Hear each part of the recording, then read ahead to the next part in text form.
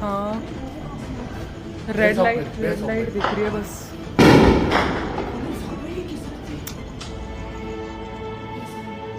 यहाँ से फैक्ट्री है से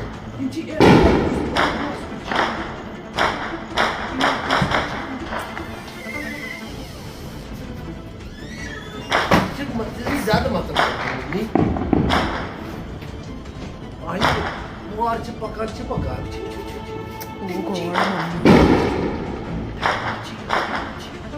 करो मम्मी।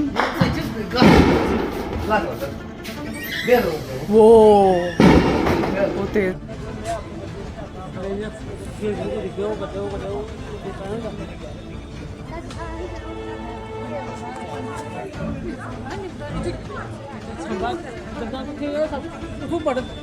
मुड़ा